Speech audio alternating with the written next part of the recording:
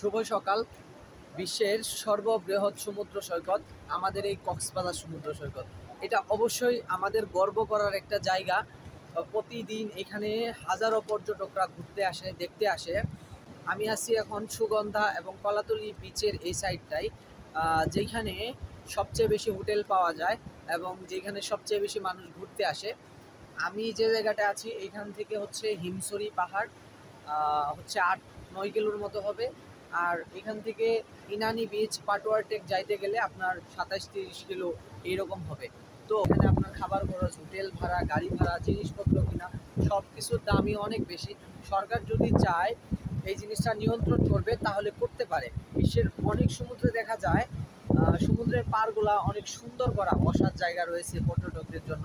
তো আমাদের বাংলাদেশের কক্সবাজার সমুদ্র সৈকতে এই বিষয়টা খুব কম দেখা যায়। বসার জন্য হচ্ছে আমাদের ওই বসার চেয়ারগুলো ভাড়া নিতে হয়।